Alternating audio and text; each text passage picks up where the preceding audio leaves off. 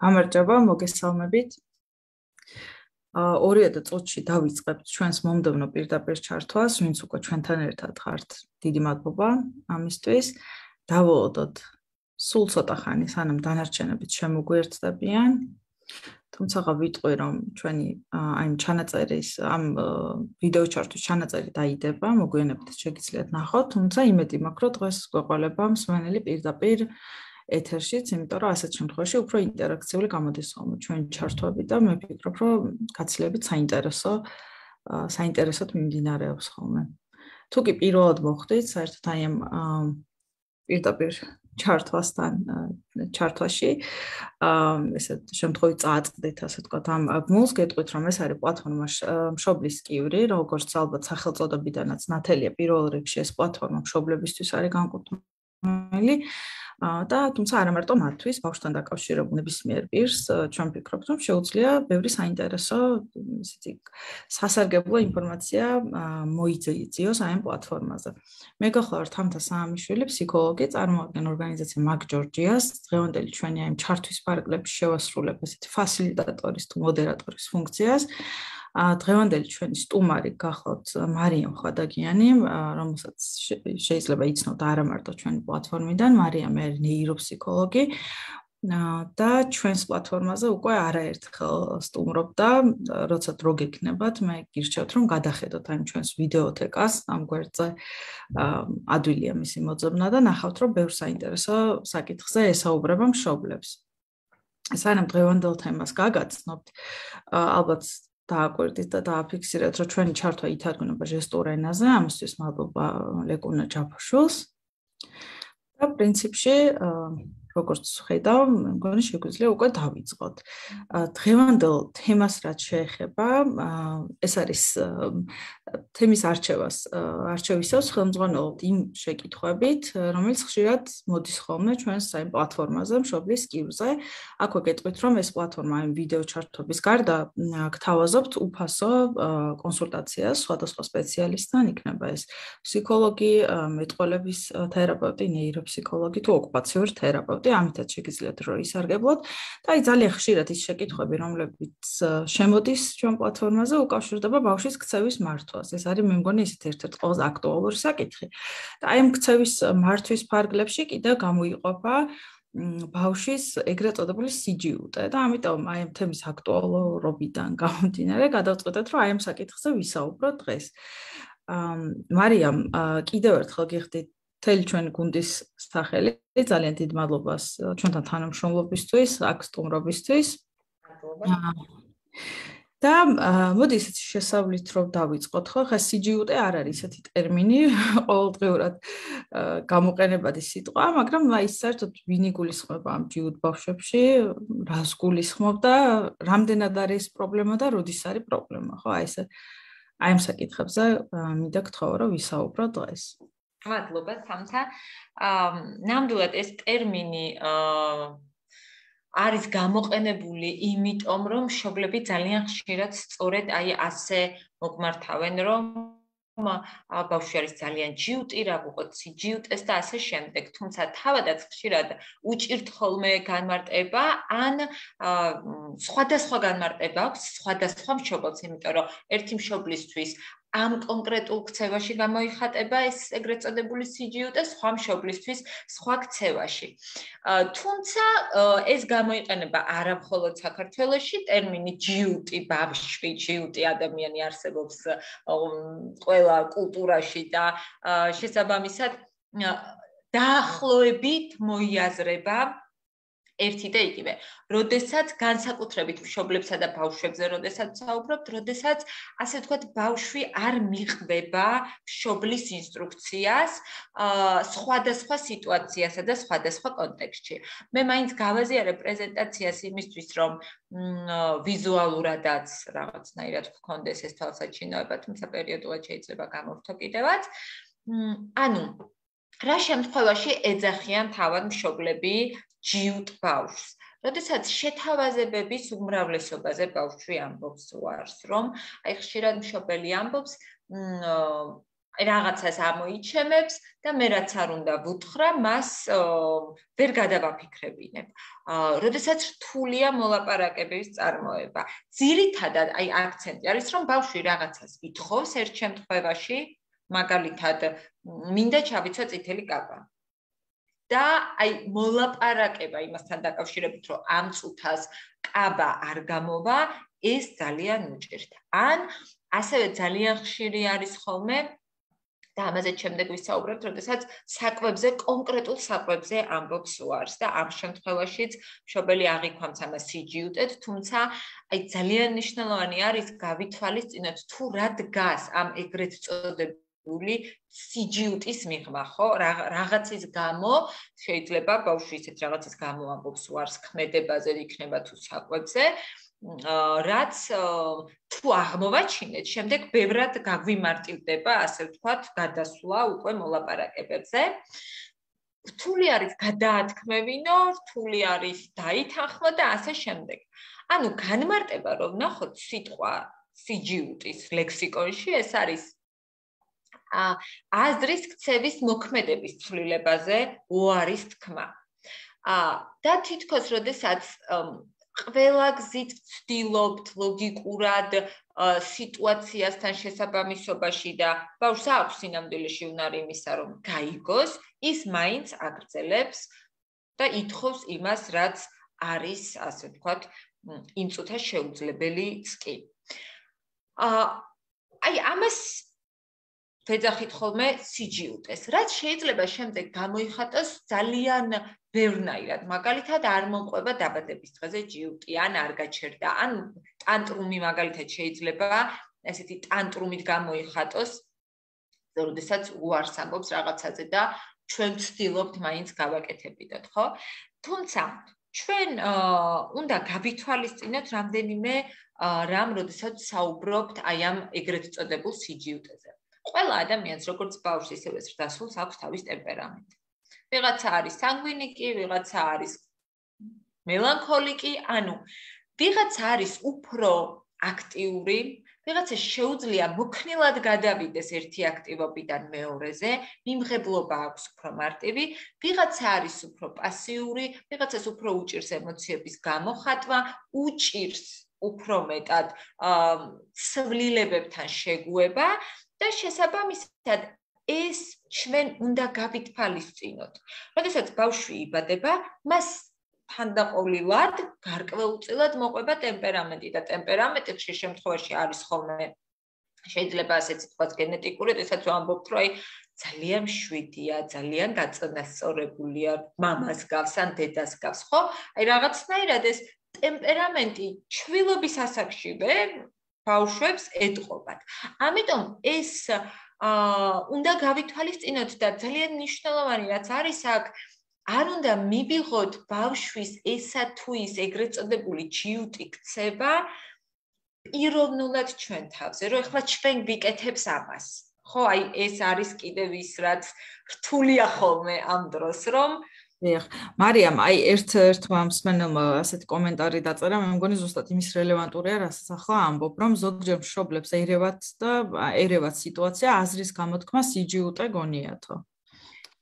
დიახ, აი ჩვენ სანამ ლაივში გავიდოდით, საუბრობდით სწორედ ამაზე, რომ როდესაც თემა რატომაც დღეს გადავწყვიტეთ ეს თემა ყოფილიყო, არის სწორედ ის, რომ ხშირად როდესაც მშობელი ამბობს, რომ ბავშვი არის ჯიუტი და ვეკითხებით, რომ აი შეგიძლიათ მაგალითი მოგვიყვანოთ, რა ნიშნავს სიჯიუტე. ან აი უზრდელობაც კი, რომ აი ძალიან უზრდელია და როდესაც ჩავეზიებით, რომ რა იგულისხმება, ანუ მოგმართავთ არასწორი ტონით, არა ამბობს მშობელი, ანუ ბილდ სიტყვა არა, აბა რაც გულისხმობს და საბოლოო ჯამში ზოგჯერ მივდივართ იქამდე რომ მშობელი ამბობს რომ ცოტა აი მე პასუხება. შეპასუხება არც სიჯიუტე არის და არც უზრდელობა. ამ შეპასუხებაშიც რას გულისხმობთ, ესეც ძალიან მნიშვნელოვანი არის, ხო? თუ ბავშვს სურს რაიმე, რაზეც თქვენ ეუბნებით უარს და ის ითხოვს კვლავ, ეს არ ნიშნავს რომ ბავშვი არის უზრდელი ან ბავშვი არის ჯიუტი. გონი ყოველ ჩართვაზე ვამბობ ამას და ალბათ არ დავიღლები რომ გავიმეორო. ეს რაღაცნაირად დიდების აღქმაში არის თითქოს ეს თანასწორუფლებიანობა, აზრის გამოხატვის დარღვეული, ასე ვიტყვი, სადაც დიდებს ხშირად გონია, რომ მე მაქვს უფლება გამოვხატოთ ჩემი პოზიცია და ბავშვი უნდა დამემორჩილოს. ბავშვს არ აქვს ეს განცდა, ბავშვისთვის ჩვენ ყველანი თანასწორები ვართ და როგორც მას ანუ მშობელს სურს რაღაც, ისე სურს ბავშვს.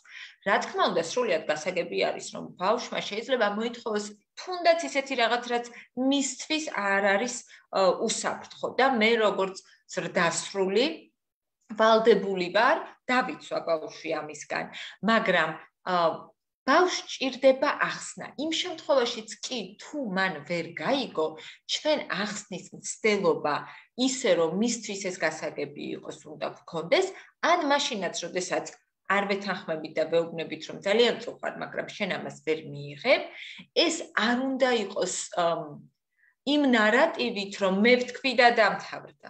აი ეს ტონიც კი რაღაცნაირია, ხო? ანუ ეს შეიძლება არა მოსაწონ რაღაცას ვამბობ ახლა მშობლებისთვის. რატომ? ნახეთ, იმიტომ რომ მას უჭირს გაიგოს, რატომ, ანუ მის ლოგიკაში არ ჩდება, იმიტომ რომ რაღაცებს დასრულები აკეთებენ ისეც, რომ ჩემთვის არ შეიძლება და მისი განვითარებისთვის არის საჭირო ის, რომ როდესაც რაღაცის გაკეთებაზე უარს ამბობს, თავად გაიგოს და გაიაზროს, რატომ აკეთებს ამას და არ წავიდეს და ჩუმად შემდეგ არ გააკეთოს. იგივე ცხელ წყალში ხელის ჩაყოფა, მაგალითად, ხო? აი, ცეცხლის დამთება, თუნდაც. საჭირო არის, რომ ავუხსნათ, აი, ცეცხლის დანთება რატომ არ არის უსაფრთხო და თუ მაინც და მაინც უნდა რომ ეს ცეცხლი დაანთოს, ჯობია რომ ჩვენთან ერთად იყოს და ვუთხრათ რომ მოდი აი ერთად ამ შემთხვევაში აი აქ ამ პირობებში ცეცხლი დავანთოთ, ვიდრე ვუთხრათ რომ მე რადგან ვამბობ არა, იმიტომ რომ ამ შემთხვევაში მას შეიძლება უბრალოდ ჩუმად გაკეთების სურვილი გაუჩნდეს, ხო?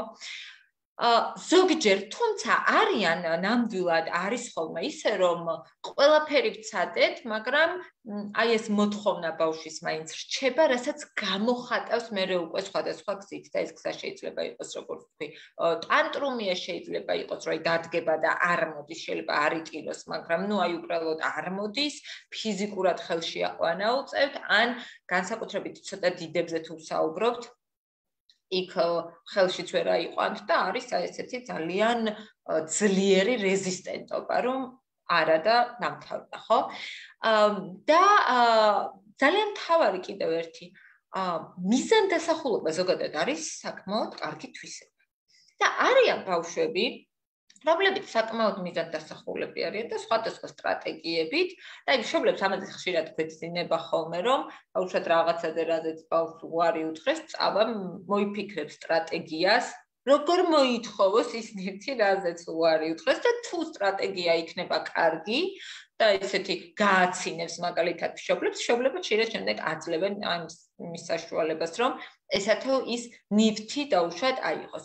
ანუ მიზანდასახულობა ზოგადად არის კარგი თვისება და არ უნდა აგვერიოს აი ეს მიზანდასახულობა რაღაც ისეთში, რასაც ისე პიროვნულად აღვიქვამთ და პირიქით, კარგი არის, რომ როდესაც ბავშვს რაღაც უნდა, რეალურად მივცეთ მას ამის შესაძლებლობა.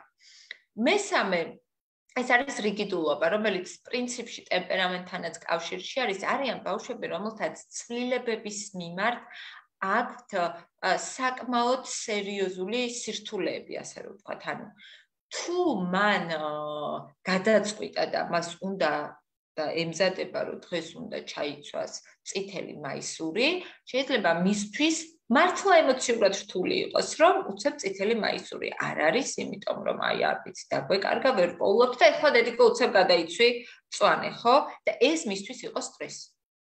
და ამ შემთხვევაში, როდესაც ის უარს ამბობს მწვანე მაისურის ჩაცმაზე, აი აქ შეიძლება მშობელი გაბრაზდეს, რომ ნუ რა ჯიუტია, ეხლა რას ამოიჩება ეს წითელი მაისური, მაგრამ ის შეიძლება წინა საღამოდან ემზადება.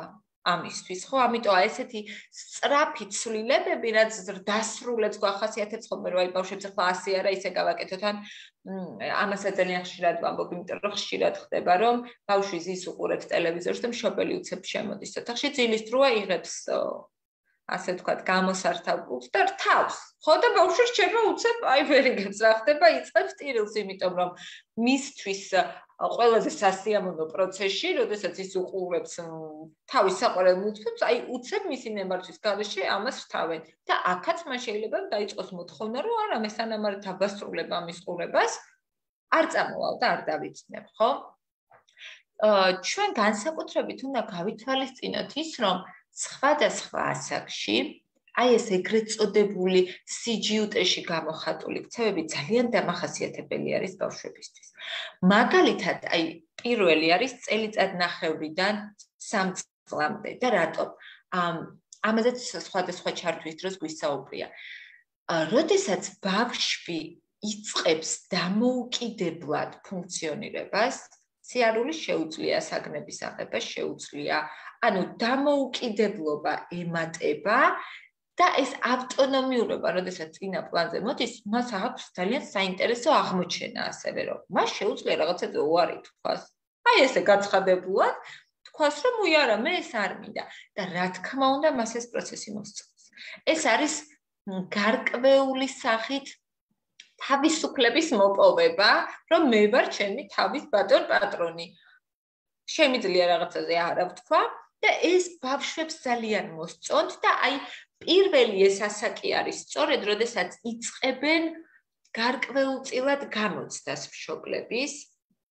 თუმცა ეს გამოცდა იმას არ გულისხმობს, რომ აი ახლა აბა თუ ვაჯობებ, არა, მაგრამ საკუთარ საზღვრებს იკვლევს ბავშვი, აი ამ საკუთარ შესაძლებლობებს იკვლევს და ამიტომ რაღაცეებზე კი ამბობს უარს და ჯიუტად ამბობს უარს.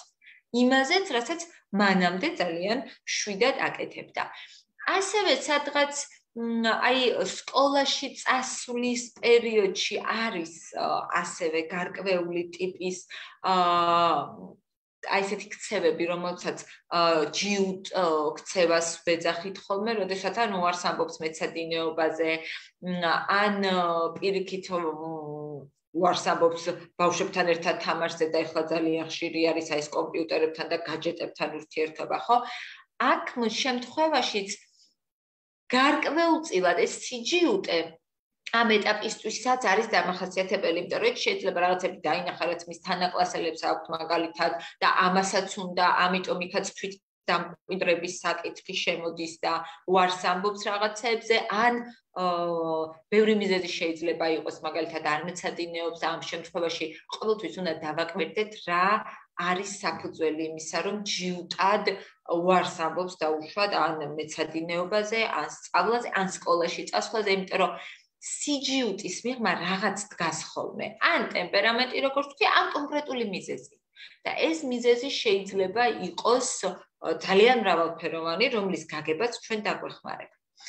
ასევე მოზარდობა ალბათ ყველაზე დიდი ეტაპი არის, როდესაც მოზარდი საკმაოდ წინააღმდეგობაში მოდის მშობელთან. ის ცდილობს თავისი პოზიცია მყარად დაიცვას ამ შემთხვევაში და დიახ ჯიუტად ამბობს ხოლმე უარს რაღაცეებზე, რაც ასევე არის ძალიან დამახასიათებელი მოზარდობისთვის. იმიტომ რომ მოზარდობაც არის ერთ-ერთი ასაკი. დიახ, მარიამ, აი ზუსტად ერთი ასეთი კითხვა შემოვიდა, ხო, ჩვენი მსმენელის და ხომ არ წავი კითხო რა ხან მოზარდობა ახსენე. რომ აი 17 წლის არისო და ნუ მშობელი წერს რომ მოკლედ დამტანჯა სულ მეწინააღმდეგება ყველაფერში, არ უნდა არაფერი, არის ჯიუტი, საშინლად, ძალიან დამღალა და არ ვიცი რა გავაკეთო. კი ბატონო, დიახ, ეს არის კიდევ ერთხელ ჩვენ გვქონდა მოზარდობაზეც თუ სწორად მახსოვს და მოზარდობა არის ის პერიოდი, როდესაც თავის ტვინში ძალიან სერიოზული და ძალიან დიდი ძვრები მიდის, როდესაც ფიზიოლოგიური ცვლილებები მიდის, როდესაც ადამიანს საკუთარი თავიც კი არ მოსწონს ხშირ შემთხვევაში აქვს აი ეს მოთხოვნილება, რომ მიკუთვნებულობისგან და საკუთარი თავის კვლევის პროცესი არის, როგორი არა ფასეულობები აქვს, რასთან იდენტიფიცირდება და ხშირად არიან საერთოდ ძალიან გაღიზიანებულებიც და ამიტომ ძალიან მნიშვნელოვანი არის და ჩვენ სტრატეგიებზე ვისაუბრებთ აუცილებლად, რომ ვაწარმოოთ მაქსიმალურად და გადავალთ პრინციპში ახლა უკვე სტრატეგიებზე ჩვენ შევინარჩუნოთ მაქსიმალურად სიმშვიდე და ვაწარმოოთ ვეცადოთ რომ მათთან ვაწარმოოთ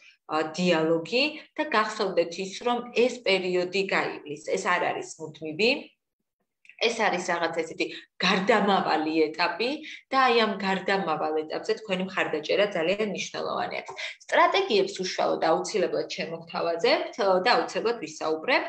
უბრალოდ აი ამ ერთ კომპონენტზეც ვისაუბრებ, რომ აი ყველაზე ხშირად რას უკავშირებენ ამ CGUT-ს, ხო? ეს არის ხშირად პატარებთან მიმართებაში ყვებაზე უარის თქმა და აქ აუცილებლად მინდა აღნიშნო რომ სანამ ვიტყვით რომ ბავშვი არის GUT და ეს უბრალოდ CGUT-ის გამო არ ჭამს, ჩვენ უნდა ვიყოთ დარწმუნებული რომ მას არ აქვს დაუშვად ღეჭვის სირთულეები, რომ მას არ აქვს სენსორული სირთულეები, კერძოდ ანუ შეუძლია სხვადასხვა ფაქტურის საკვების გადამუშავება, ან შეიძლება არიან ბავშვები, რომელიც გულიერებად და ეძახიან გულს ირევს კონკრეტულ საკვებზე. აი ამ შემთხვევაში უნდა მივმართოთ სპეციალისტს, იმიტომ რომ არსებობს მიზეზი, რის გამოც ბავშვი ამას აკეთებს. არსებობს მიზეზი, რის გამოც ბავშვი არ ჭამს. თუ დარწმუნდით, რომ მას არ აქვს მსგავსი ტიპის სირთულეები, არის სხვადასხვა მეთოდები, მაგალითად, როგორ დავეხმაროთ აი ამ პროცესში, ხომ, როგორიც არის, რომ ჩავრთოთ სადილის მომზადებაში, რომელიც გვინდა რომ შეჭამოს. ხელით დავეხმაროთ, რომ აი დავუშვათ პამიდორს არ ჭამს, ხო?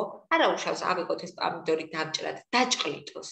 აი შეიძლება თითქოს გაუგებარია, მაგრამ ძალიან მნიშვნელოვანი არის, რომ ის, რასაც შევთავაზებთ, რომ შეჭამოს, აი მასთან შეხება ჰქონდეს, დაჭყლიტოს, შეიძლება სახეზე წაისვა, შეიძლება, ოღონდ იმ ჯერზე საერთოდ არც შეჭამოს, ხო, მაგრამ მივცეთ ამის საშუალება. შეიძლება სათამაშო პამიდორით ვითამაშოთ, რომ ვითომ ჭამს. შემდეგ აი ესე ლამაზად დავჭრათ სპეციალური ფორმები, არის ახლა ესეთი საჭრელი ფორმები და ყვავილის ფორმით, რაღაცის ფორმით, რომ აი გასინჯოს დავეხმაროთ. და აი ესე ნელ-ნელა დავეხმაროთ მას ამა თუ იმ საკვების მიღებაში. თუმცა, რა თქმა უნდა, ასევე ბავშვს უნდა დავუტოვოთ არჩევანი, რომ თუ რაღაც საკვებზე ამბობს კატეგორიულ ვარს, ძალით არ ვეცადოთ რომ ვაჭამოთ, იმიტომ რომ ნეგატიური დამოკიდებულების გარდა ბავშვს ამ საკვების მიმართ არაფერი არ უჩნდება. ამას ჯობია დროებით თავი დავანებოთ და შემდეგ ისევ დავუბრუნდეთ, ისევ აი ესეთი მეთოდით ნელ-ნელა, ხო, იმიტომ რომ ცოტა გვერდიდან რომ ჩვენ თავს შევხედოთ, წარმოიდგინეთ რომ თქვენ და ყველას გვაქვს ალბათ რაღაც საკვები, რომელიც არ გვიყვარს.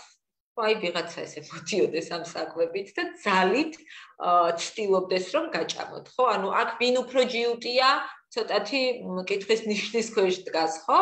მე რომელსაც არ მინდა ამის ჭამა თუ ის რომელიც ცდილობს მონდომებულად მაჭამოს. ამიტომ აი ამ ბავშვმა ხო არ იცის, რომ აი ეს რაღაცა ძალიან სასარგებლო არის ახლა და ამიტომ თავაზობენ. ხო, მან იცის, რომ მას ეს არ უნდა.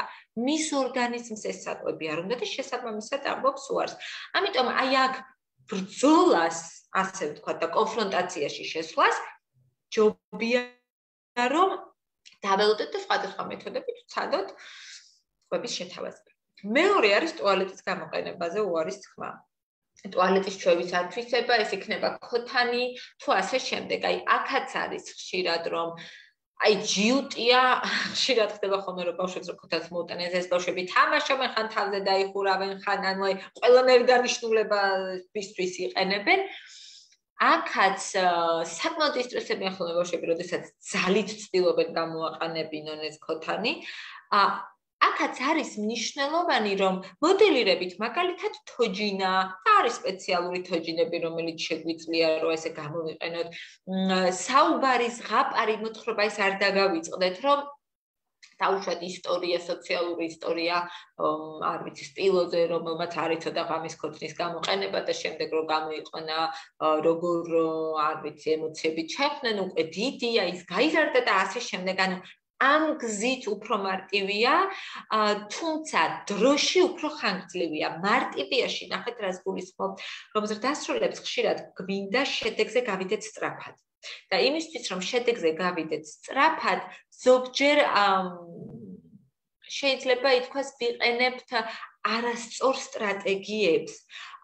ჩვენთვის ზრდასრულებისთვის შეიძლება უფრო რთულია, როდესაც ორი თვე მე ნელ-ნელა უნდა ვიმუშაო ამა თუ იმ უნარზე, მაგრამ ბავშვი ბევრად ჯანმრთელად ითვისებს შემდეგ ამ უნარს. ამიტომ მარტივი არის გულისხმობ იმას, რომ ნაკლები სტრესი არის ზრდასრულებისთვისაც. შეიძლება უფრო რთულია დროიც ამ ბავშვი, მაგრამ ბავშვის დასტრესვით ზრდასრულიც ისტრესება და შესაბამისად ასე ის ზოგავს თავის და ბავშვის ენერგიას. ასევე აი წესების გათვალისწინებაზე არის თქმა, სიჯიუტე, რომ აი არ აინტერესებს. მაგალითად, ჯგუფურ თამაშების დროსაც მას უნდა რომ ისე ითამაშენ, როგორც მას უნდა. აი ხშირად ვუტრიალებთ ხოლმე, როდესაც სიჯიუტეს ჩავოგმავდებით, რომ რამდენად შეუძლია ბავშვს საკუთარი ემოციების რეგულაცია.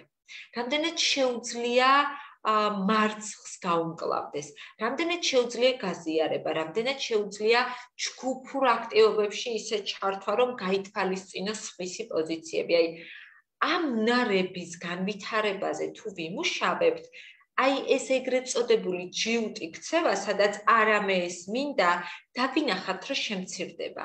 ანუ ამ სიჯიუტის მიღმა ხშირ შემთხვევაში შეიძლება იდგეს რაღაცა ისეთი უნარი, რომელიც ჯერ მომწიფებული არ არის და სწორედ ამიტომ ბავშვი, ასე ვთქვათ, ხდება ჯიუტი და უკიდურესი ფორმა, ასე ვთქვათ, ამ სიჯიუტით არის ტანტრუმი, როდესაც შეიძლება ჩაბჟირდეს, იმიტომ რომ ვერ წამოვიყვანოთ კონკრეტული ადგილიდან, სადაც არის, იმიტომ რომ იქ დარჩენა და ესეც მიუთითებს რაზე, რომ ის ვერ უმკლავდება საკუთარ ემოციებს, თვითრეგულაცია უჭირს, იმედგაცრუებასთან შეგუება უჭირს, იმიტომ რომ მას დარჩენა უნდა და არას მიღება უჭირს და სწორედ აი ამაზე არის,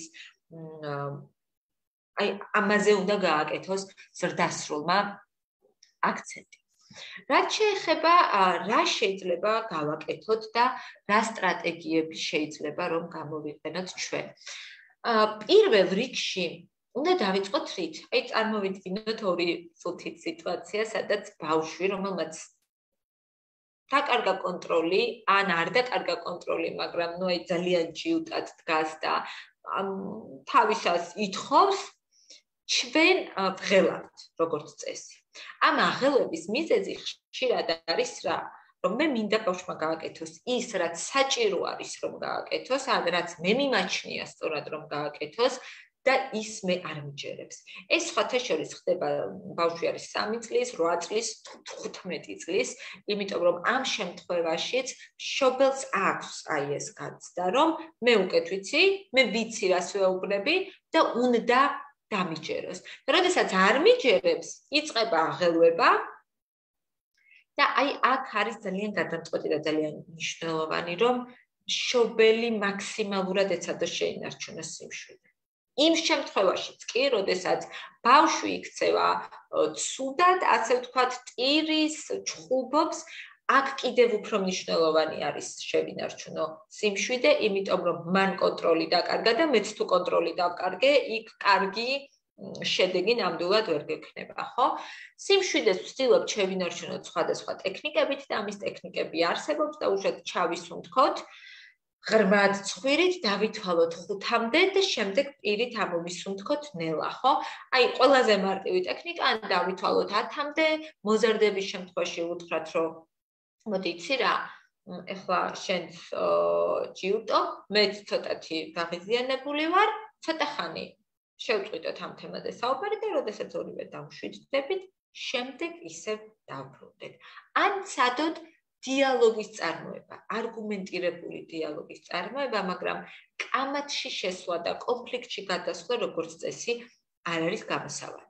მოსმენა არის ძალიან მნიშვნელოვანი ამ დროს, რომ კითხოთ ბავშვს, რომ რატომ ამბობს უარს დაბადების დღეზე წამოსვლაზე. ან რატომ ამბობს უარს დაბადების დღიდან წამოსვლაზე და შეიძლება ძალიან მარტივად გითხრათ, რომ მე კიდევ მინდა სრიალი.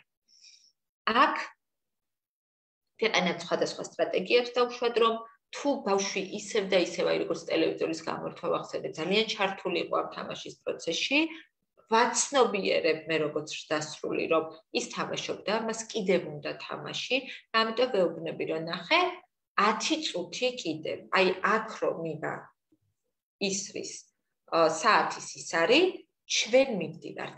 ეს რაში ეხმარება? ეს არ არის გარანტი იმისა, რომ 10 წუთის მერე ბავშვი ბედნიერი გამოყვებად, არა. მაგრამ ბავშვს ეს ეხმარება მოემზადოს. ანუ უცებ კი არ შეწყდა აქტივობა, არამედ მას აქვს დრო რომ მოემზადოს. ან შეგიძლია დაუთვალოთ, რომ კარგი, 5 ჯერ ჩამოსრიალდები და მივდივართ. და გახართ და ელოდებით და ითვლით 1, ეხლა დაგრჩა 4, უკვე 2, ეხლა დაგრჩა 3, აჩვენებთ თითითაც, ეხლა დაგრჩა 2 და აი მორჩა 1 ჩამოსრიალებაზე და მივდივართ. აი მთელი ეს ეტაპი არის შესამზადებელი ეტაპი. შეიძლება გაჩნდეს ესეთი შეკითხვა, რომ ამდენი დრო არ არის, ამდენი ენერგია არ არის, ხშირად კიდე რასაც ისმო ხოლმე, რომ ჩვენც გავიზარდეთ, ასე არავინ არ გველოლიახებოდა, მაგრამ რაღაცნაირად გავიზარდეთ, ხო? კი, რა თქმა უნდა, ყველანი გავიზარდეთ. სხვა პირობებშიც გაიზრდებიან ბავშვები, მაგრამ ჩვენ თუ ვსაუბრობთ იმაზე, რა არის საუკეთესო მათი განვითარებისთვის, იმიტომ რომ ნახეთ, აი ამ აქტივობით, რადგან ახლა ვისაუბრეთ, ბავშვი სწავლობს იმას, თუ როგორ მოემზადოს იმისთვის, რომ რაღაცა სრულდება, თუნდაც აქტივობა, ის სწავლობს, როგორ მოგისმინოთ თქვენ, ის სწავლობს ყველაზე მარტივი დათვლასაც, ანუ ემოციურ რეგულაციასაც სწავლობს, იმიტომ რომ ის თავის თავსაც ამზადებს, რომ ეხლა დამრჩა 4, ეხლა დამრჩა 3 და მიუხედავად იმისა, რომ მაინც უნდა რომ დარჩეს, უკვე მომზადებული არის, რომ ადგეს და წამოყვეთ. ასევე ძალიან მნიშვნელოვანი არის, რომ თავი შეიკავოთ მაქსიმალურად დაძალებისგან. ამაზე პრინციპში ბევრს არ ვისაუბრებ მარტივი მიზეზით. ფიზიკის კანონია ქმედება იწვევს უკუქმედებას. თქვენ როდესაც ცდილობთ დააძალოთ ბავშვს რაღაცა, როდესაც თქვენ ღიზიანდებით, ისიც ღიზიანდება და ისიც უკვე ესე ჯიუტად კიდევ უფრო მეტად ცდილობს თავისი გაიტაროთ. ამიტომ ისევ ჯობს დაუბრუნდეთ მოსმენა მოლაპარაკებაზე, ან უბრალოდ დაველოდოთ, როდის დამშვიდდება და ეს არ გულისხმობს იმას, რომ ჩვენ აუცილებლად უნდა შევუსრულოთ, რაც მას უნდა. არანაირად ეს ამას არ გულისხმობს, უბრალოდ არ შევდივართ კონფლიქტში და ჩვენ ვაკონტროლებთ, ნახეთ, ჩვენ ბავშვის ქცებას ვეღარ ვაკონტროლებთ, ამიტომ ვაკონტროლებთ იმას, რისი კონტროლით შეგვიძლია ჩვენ საკუთარ თავს და დაუშვათ გარემო სიმწუთას.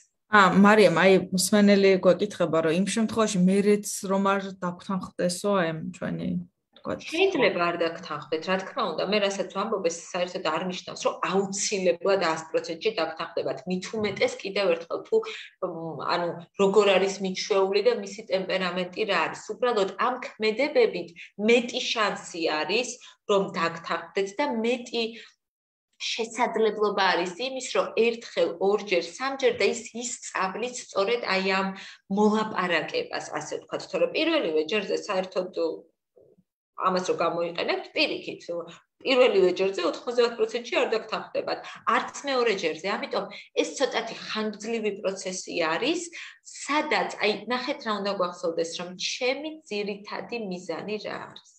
მას გაბაკეთებინო ახლა ის რაც მე მინდა რომ გააკეთო 3 წუთას, თუ ჩემი ძირითადი მიზანი არის დაბეხმარო მას, გაიაზროს, დაბეხმარო მას, წამოვიდეს მოლაპარაკებაზე, აი განავითაროს ეს უნარი, დაბეხმარო მას ემოციების რეგულაციაში. აი ამ პერსპექტივიდან თუ ვუყურებთ, თორე არის შემთხვევები და აუცილებლად გექნება შემთხვევები, სადაც ბავშვი, არ მოდის ამ მოლაპარაკებაზე და სადაც სხვადასხვა მაგალითად კიდევ ერთხელ თუ არის 3 წლის და დაღამდა დამთავრდა დაბადების დღე სრულდება, იქ იძულებული ხართ რომ აიყვანოთ ხელში და გამოიყვანოთ, ხო, იმიტომ რომ სხვა გზა არ არის საუბარი კიდევ ერთხელ იმაზე, რომ თუ ბავშვი არანაირად არ მოდის ამ მოლაპარაკებაზე, გავაკეთოთ ის, რაც მას უნდა. არა, უბრალოდ ამ სტრატეგიებს თუ ჩააშენებთ ყოველდღიურად, მისი ეს სიჯიუტე ბევრად შემცირდება.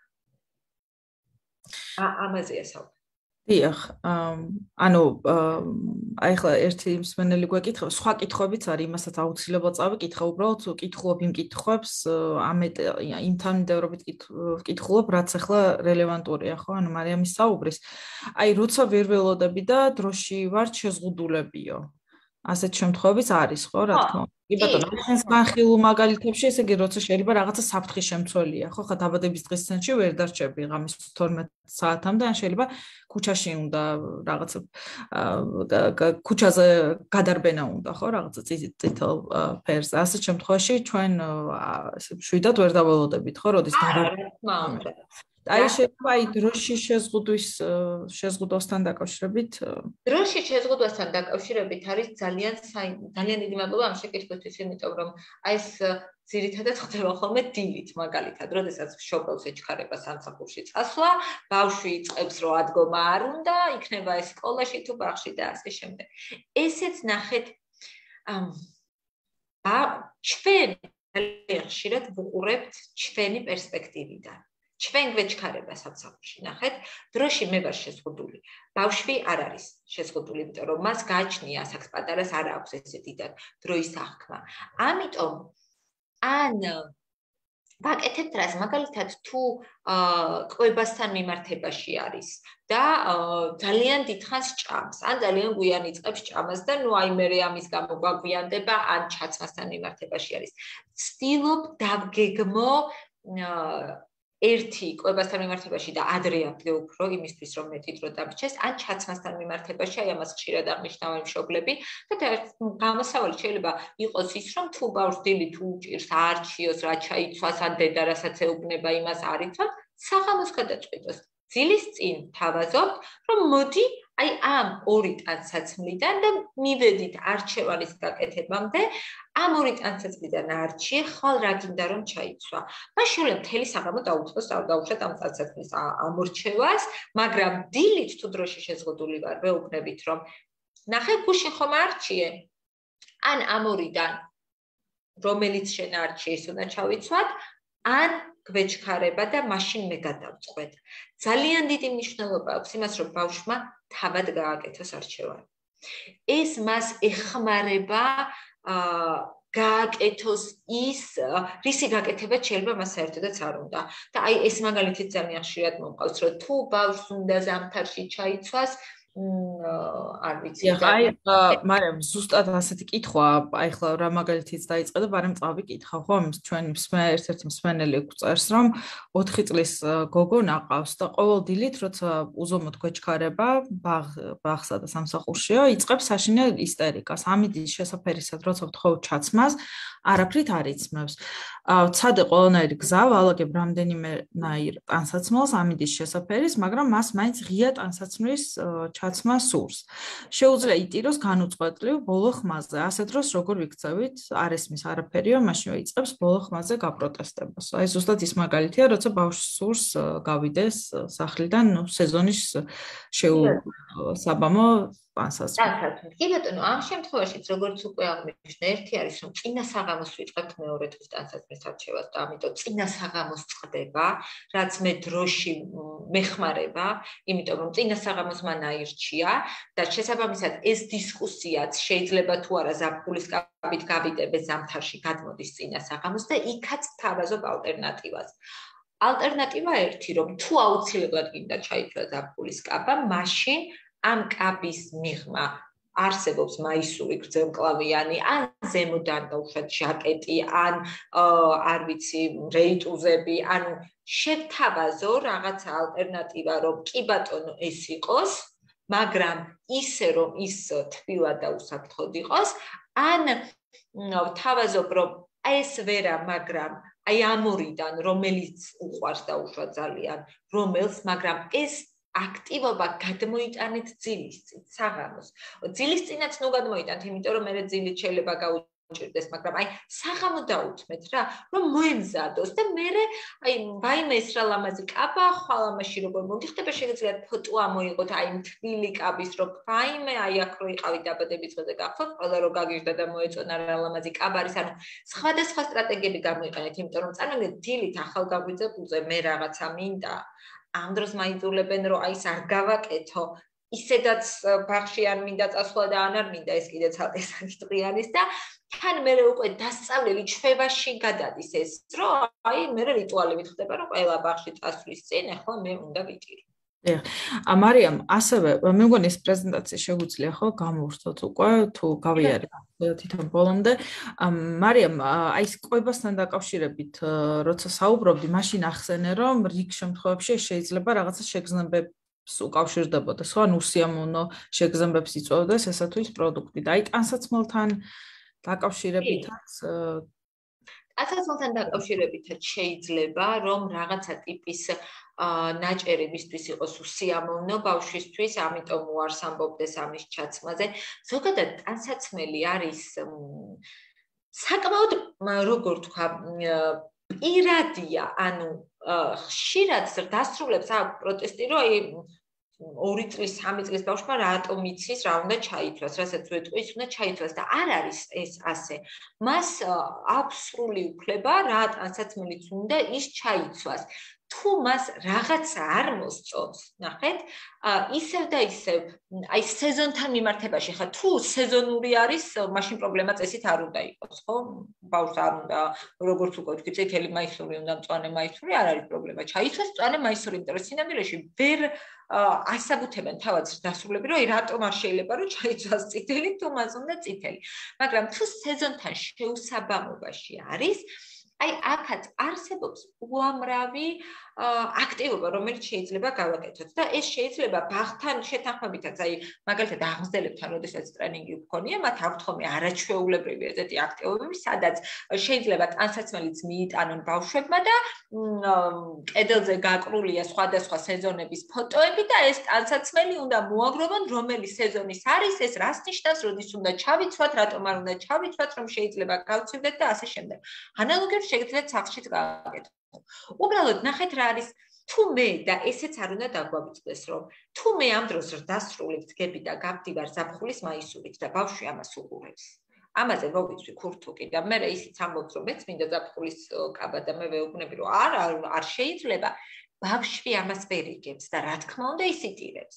იმიტომ რომ მისი მარტივი მოთხოვნა არის რომ ანუ რადგან გაცვია ესე იგი შეიძლება ხო აი ამიტომ არის ცოტათი რთული, რომ ჩვენც უნდა ვიყოთ გარკვეულწილად მოდელი. და აი ამისთვის არის, რომ ჟაკეტი, აი რაღაცა ისეთი, რასაც გავიხდით, ან თუ ვერ, იმიტომ რომ ძალიან ცივა, ამ შემთხვევაში წუხარ, უბრალოდ დილის აქტივობა გადმომაქვს საღამოს 6-დან 7-მდე დაუშვათ, როგორც კი მოვა, რომ ეხლა ჩვენ უნდა აბარჩიოთ ხვალ, შენ რითი წახვალ, იმიტომ რომ აი სტირილი კი არ გაქრება ესე გამოდის თუ მაინც სხვა რაღაცა უნდა, მაგრამ აი დროს მოიგებს და რიტუალი ბაღის წინ წასვლის რომ აუცილებლად უნდა იყოს სტირილით, ეს დილით აღარ იქნება, მაგრამ თქვენ შეიძლება აღმოაჩინოთ მაგალითად რომ მაინც სხვა რაღაცაზე იტიროს. იმიტომ ეს თუ უკვე რიტუალი გახდა მისთვის რომ სახლის წასვლის წინ ბაღში წასვლის წინ უნდა იტიროს, შეიძლება ტანსაცმელი საერთოდ არაფერ შუაში არ არის სინამდვილეში და აქ არის უკვე რიტუალი რომ აი მე ვტირი. კი ბატონო. და ალბათ შეიძლება ბავშვს რაღაცა მიახლოებითაც უთხრათ, ხო? რაღაც ერთად კალენდარივით რაღაც დავხაზოთ და უთხრათ, რომ აი ამდენი დღე დარჩა, რომ დათბობამდე. კი, ნამდვილად. და ასე შემდეგ და ეს ძალიან კარგი რეკომენდაცია, მარია, მე მგონი, რაც მიეცი და იმედი მაქვს, რომ მშობელსაც გამოუადგება, რომ აი ბაღისთან მშობელ აღმზრდელების ჩართვაც გადაჭერა. კი, რა თქმა უნდა, ძალიან. ეს არ უნდა დაგვავიწყდეს ნამდვილად, რომ აღმზრდელი არის განსაკუთრებით პატარებთან, დიახ, აი აღმზრდელებთან არის შესაძლებლობა პირიქით, რომ იქ ბევრი ბავშვი რადგან არის და ვიცით, რომ ბავშვები მოდელირობით სწავლობენ განსაკუთრებით ერთმანეთისგან, რომ მსგავსი ტიპის აქტივობები ისედაც აქვთ მათ თავიანთ კურიკულუმში, მაგრამ აი ისე გააკეთონ, რომ კიდევ უფრო დამხმარე იყოს დაუშვათ ბავშვისთვის და იქ განიხილონ ჯგუფში, რატო არ შეიძლება ზამთარში ზაფხულის კაბიც ია. დიახ. ჩვენ მსმენელს ვეტყვი აქ რომ ჩანაწერი დაიდება, ჩვენი ყველა პირდაპირ ჩართვა იწერება. კიდევ ერთი კითხვა იყო, წავიკითხავ ხომ? მოგესალმებით, ყავს წლინახევრის ნაადრევად დაბადებული ბავშვი, რეგულარულად დამყავს ფსიქოლოგთან და მეტყველების თერაპევტთან, ამ კურსზე არ ჩერდება არც ერთთან ტირის, აღარც ვარჯიში უნდა და როგორ მოვიქცე, მირჩიეთო. მე ძალიან გამიჭირდება აქედან რჩევა, ძალიან გულწრფელად გეტყვით, იმიტომ რომ მით უმეტეს ფსიქოლოგთან და ენამეტყველების თერაპევტთან იქ თუ ბავშვი მუდმივად ტირის, ერთადერთი რაც შემიძლია გითხრათ, მე არ ვიცი ხარ რამდენი ხანია დადის და როგორ, მაგრამ პირველი პრინციპი რაც არის, ეს თქვენი ჩართულობა გაზარდეთ, აი იმ პროცესში, სადაც ხართ, იმიტომ რომ შეიძლება ეს უსაფრთხოების განცდასთან არის დაკავშირებული და პლუს ის რომ საწყის ეტაპზე იყოს მისთვის მხოლოდ სასიამოვნო აქტივობები მისთვის და შეიძლება რომ ცოტა ხანი აი ესეთი რასაც ეძახით ხოლმე მუშაობის პროცესი კი არ იყოს, მართლა თამაში იყოს, სადაც ის გააკეთებს იმას, რაც მისთვის არის, როგორც ჩანს, ცვლილებების მიღება უჭირს და ამიტომ ცოტა დრო სჭირდება, მაგრამ თუ ხშირად ატარებთ და ის მუდმივად იტირებს, შედეგი პირიქით უკვე გექნებათ, რომ უკვე იმ სივრცის დანახვაზეც ტილს დაიწყებს. ამიტომ რაღაცნაირად წლინახევრის პატარა არის თან საკმაოდ და ამიტომ რაღაცნაირად მისი ინტერესები გაუზიარეთ მაქსიმალურად სათამაშოები, რაც მას უყვარს, შეიძლება წაიღოთ კიდევაც და აი ისეთი აქტივობები განახორციელეთ იმ სივრცეში, რაც მისთვის ძალიან სასიამოვნოა. დიახ. უბრალოდ დავამატებ, რომ აი რატომ არის რთული ხო აი ესეთ კითხვაზე პასუხის გაცემა, იმიტომ რომ მე მგონი აი მარიამაც დღეს რაღაცეც ისაუბრა, ახლა დღეს CGUT-ზე ვსაუბრობთ, მაგრამ მის განხილულ მაგალითებში კარგად გამოჩნდა, რომ ერთი გარეგნულად ერთი და იგივე ქცევა, ახლა CGUT მაგალითად რასაც ვუწოდებთ ხოლმე, სრულიად სხვადასხვა მიზეზით შეიძლება იყოს განპირობებული, ქცევა სხვადასხვა ფუნქცია ჰქონდეს და შესაბამისად სტრატეგიებიც უნდა მოხდეს შეირჩეს აი ამის მიხედვით. ამიტომ ის რომ ბავშვს არ სურს სადღაც მისვლა, ძალიან ბევრი რამ შეიძლება ამას განაპირობებდეს, ხო? მაგრამ ახლა თუნდაც შეიძლება ძალიან პირველი რაც თავში აზრად მომივიდა, შეიძლება ის იყოს, რომ რაღაცნაირად იმ დროს დადის, როცა არ არის მაგალითად გამოძინებული, ან შეიძლება ტრანსპორტში იღლება, ხო? ძალიან ბევრი ფაქტორია და რა თქმა უნდა, ამის ყველაფრის დაანახვა, გაანალიზება შეიძლება უბრალოდ სპეციალისტი სჭირდება ხოლმე, ან ის რომ თავად დააკვირდეს ამას, ან თქვენთან ჩაატაროს ესეთი დეტალური ინტერვიუ, რომ ეს ინფორმაცია მოიძიოს, მოიპოვოს და შეაგროვოს და მერე გაანალიზოს და ამის საფუძველზე უკვე შესაძლებელი ხდება კონკრეტული რეკომენდაციის მიცემა და ამიტომ ფიზიკურად ამ ფორმატში მაინც კარგია რომ თქვენ ამ კითხვებს გვიგზავნით, მაგრამ მოლოდინები რო ქონდეს სწორი, ხო, რომ აი ესეთ ფორმატში დეტალური რეკომენდაციის მიცემა ცოტათი რთულია, ხო? პრინციპში ყველაზე სწორი რეკომენდაცია არის, რომ ეს საკითხი გაიაროთ უშუალოდ ფსიქოლოგთან და ენამეტყველების თერაპევტთან და ყველანი ერთად შევხვდეთ ერთმანეთს, რომ აი იმსჯელოთ, იმიტომ რომ ისინი იცნობენ ბავშვს თავისთავად და მაგრამ სიტუაცია ისეთია, პრობლემურია ნამდვილად, ხო, ასე არ უნდა იყოს და რომ არ გაუარესდეს კიდევ უფრო მეტად. კიდევ ერთი კითხვა აქ წავიკითხავ. მოგესალმებით, ჩემი შვილი არის 10 წლის, აქვს შშმ სტატუსი, იმის გათვალისწინებით, რომ მეტყველებით კომუნიკაცია არ შეუძლია, მგონია, რომ ყნოსვით აღიქვამს საჭმელს და უარს ამბობს, ანუ არაფრით მიიღებს პირსო. უარს ამბობს წვნიანებზე, როგორ შეიძლება შევაყვარო მისთვის საჭირო საკვები? აი, ესეც ძალიან სპეციფიური შეკითხვა არის, იმიტომ რომ თქვენ ახლა რაც მოიწერეთ პრინციპში, რომ ყნოსვის გამო მხოლოდ წვნიანზე უარს არ იტყვის. ნახეთ, ანუ წვნიანი ერთი და იგივე მოცულობის ერთი და იგივე მასა არის, ხო? თხელი საკვებია.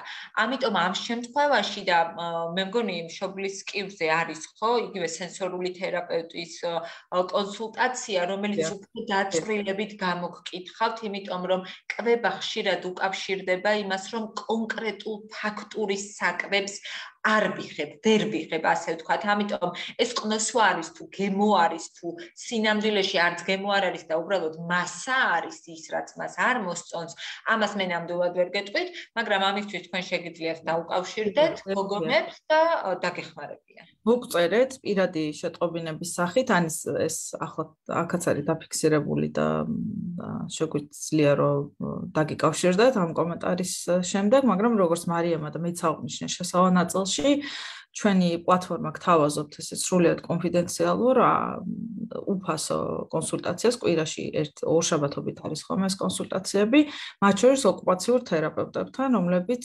გაგიწევენ ასეთ უფრო დეტალურ სატელეფონო კონსულტაციას. ერთ სიტყვით თამთა თუ შეიძლება შესაძლებლობის მქონე პირებთან მიმართებაში და სპეციალური საჭიროების მქონე ბავშვებთან მიმართებაში კიდევ აი CGUT-ს გამოყოფდი რა კუთხით, რომ ხშირად მშობელს აქვს ეგრეთ წოდებული ჰიპერმზრუნველობა, რაც გასაგები არის იმ კუთხით, რომ ეს ემოციურად განცდა იმისა, რომ სჭირდება ბავშვს იმაზე მეტი ზრუნვა დაუშვათ ვიდრე ველოდით, იწვევს იმას, რომ მინდა მასზე ვიზრუნო. რასაც ბავშვებს აქვთ ესეთი ჯადოსნური თვისება, რომ ძალიან კარგად დაისწავლიან რაღაცებს და შეიძლება მას ჰქონდეს ძალიან კარგად დასწავლილი, რომ საკმარისი არის რაღაცა გააპროტესტოს, დედა თვლის რომ ის ძალიან წუხს და ამიტომ აი არაფერს არ აკეთებს, ასე ვთქვათ, რაც მას არ უნდა. ჩვენი მიზანი ის კი არ არის, რომ ძალით რაღაც გავაკეთებინო, არამედ ჩვენი მიზანი არის ის, რომ კიდევ ერთხელ დავეხმარო განვითარებაში. ამიტომ აი ძალიან რაღაცნაირი ზღვარი არის აქ დასაცავი, რომ არ გადამივიდეს აი ეს ჰიპერმზრუნველობა იმაში, რომ არ უნდა და არ აკეთებს, იმიტომ რომ ამას აი ესე ძალიან დაჩვეული არის, ხო, აი ამის თქმა მინდოდა, რომ ზოგჯერ შეიძლება ესეთი სირედი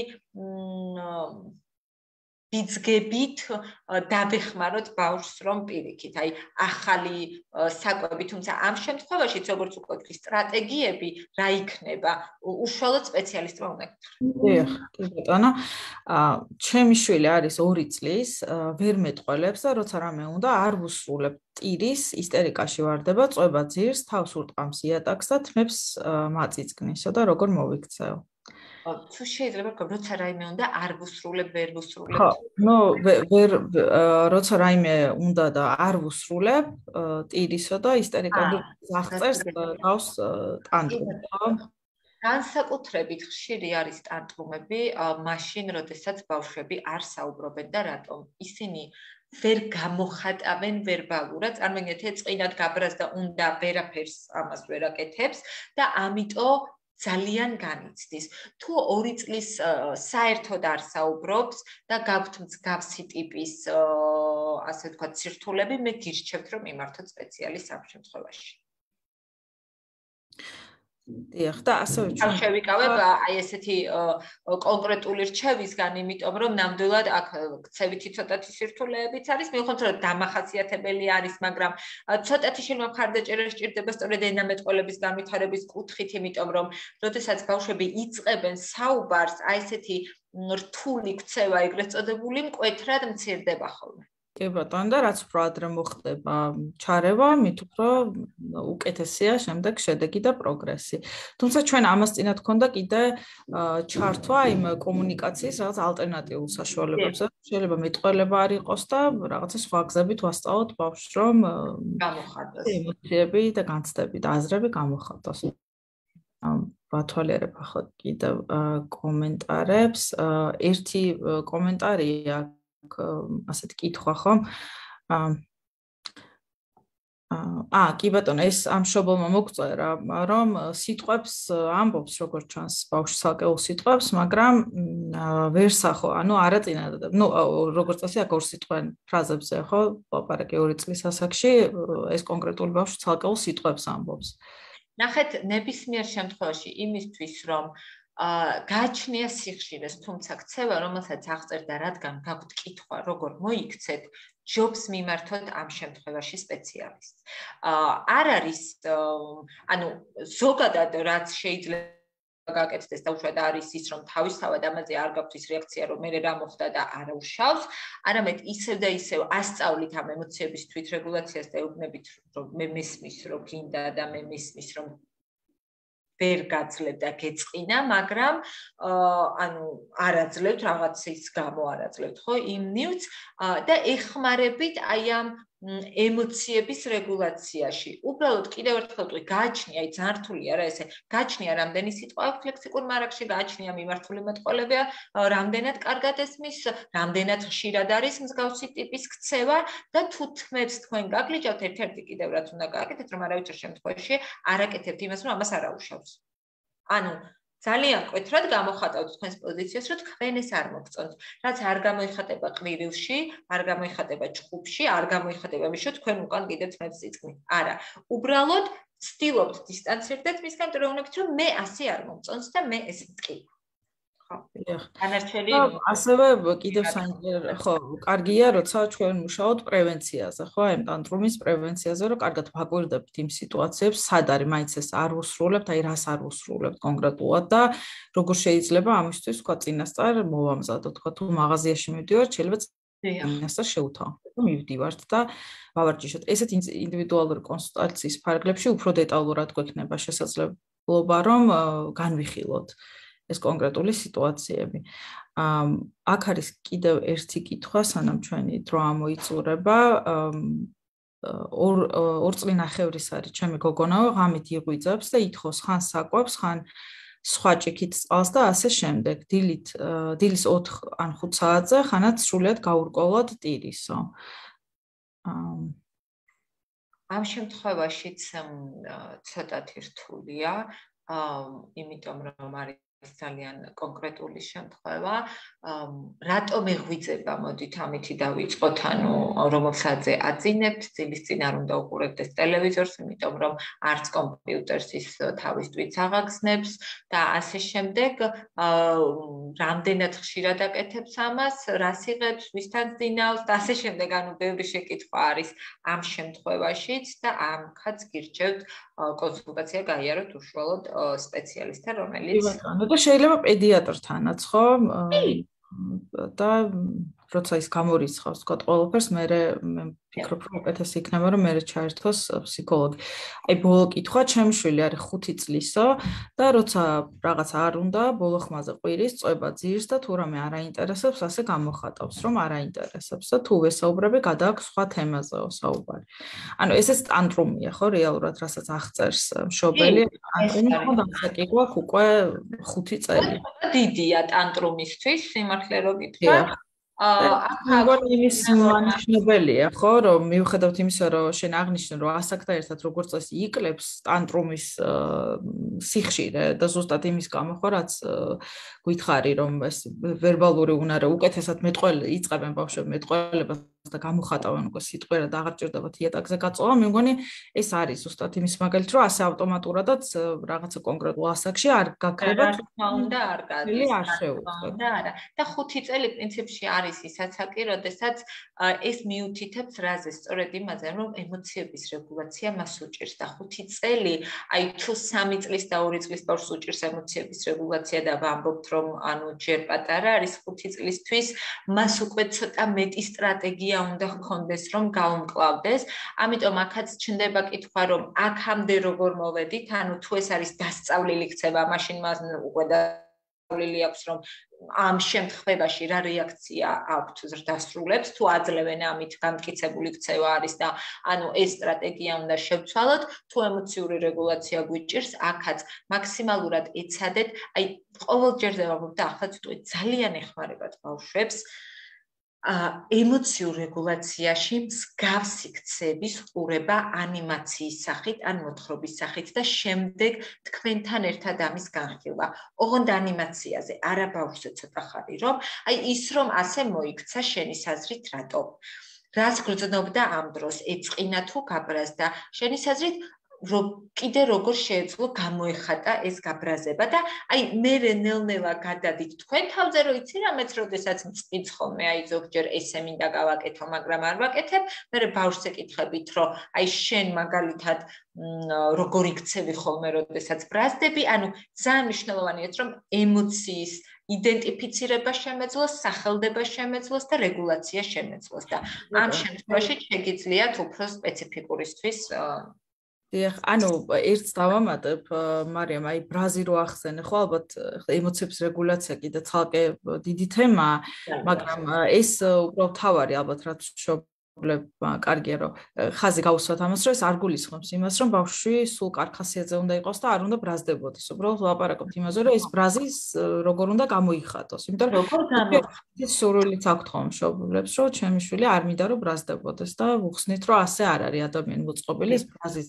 ერთ-ერთი ემოციაა ბაზისური და იმიტომ არსებობს რომ ევოლუციის პროცესში გვეხმარებოდა ადამიანებს რომ რაღაც საკუთარი ინტერესები ახლა მეხმარება აი რა არის იცით აქაც ერთს ვიტყვი და მეც აღარაფერს ძალიან რთული გასამიჯნი არის ხოლმე იმიტომ რომ ჩვენ ხშირად ვამბობთ რომ აი ბრაზის მართვა ემოციის მართვა და ჩვენ სინამდვილეში ქცევის მართვაზე ვსაუბრობთ და ეს ჟღერს ხოლმე ასე რომ აი ბავშვს ეუბნებით რომ როგორ შეიძლება გაბრაზდეს შენს დაიკოზე ან შენს ძამიკოზე ან დედიკოზე და ბავშვს გონია რომ ეს გაბრაზება არის ცუდი იმიტომ რომ მე თუ აი თითქოს ურთიერთგამომრიცხავია რომ მე თუ ჩემ დაზე გავბრაზდი აღარ მიყვარს და ამიტომ ამ ბრას მაქსიმალურად აი უგულებელ ყოფას უყეთებს რაც საკმაოდ ცუდ შედეგებამდე მიდის ამიტომ ამას ვამბობ სახელდება იდენტიფიცირება და ზრდასრულის მხრიდან ემოციის მიმღებლობა რომ მე როგორც მშობელი ბავშვს ვეუბნები რომ მე მესმის რომ შენ ჩემზე გაბრაზებული ხარ და შენ ამის ლეგიტიმური უფლება გაქვს რომ ჩემზე იყო გაბრაზებული მაგრამ რომ მე სროლო დამიყვირო ეს არ შეიძლება, ხო? ამიტომ ეს როგორ ვმართოთ, იმიტომ რომ ჩვენ ერთმანეთს არ ვუყვირით. განამარტო დედიკოზე დაყურება არ შეიძლება, ჩვენ ერთმანეთს არ ვუყვირით. აი ეს პატივისცემა უნდა იყოს ორმხრივი და ერთად უნდა განიხილოთ, როგორ შეიძლება მართო ჩემი ქცევა ამ დროს. დიახ.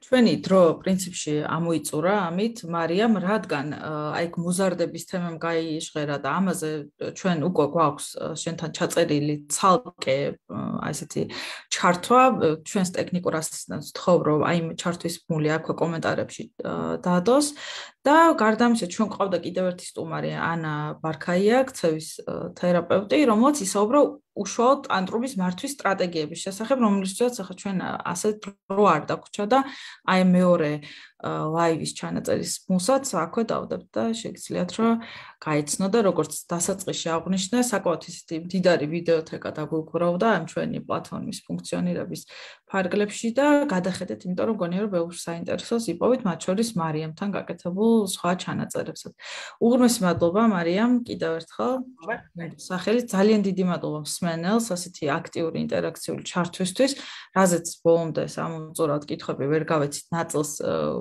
გირჩევთ რომ მოგმართოთ ინდივიდუალური კონსულტაციისთვის სრულიად უფასოა ანონიმურია და სხვა კითხვებს ვეცდებით რომ სხვა კითხვები დავფაროთ მომდევნო ჩართვების ან ჩვენ პუბლიკაციების ფარგლებში უღრმესი მადლობა ყველას მშვიდობიან საღამოს გისურვებთ და დღეისთვის ამით გემშვიდობებით ნახვამდის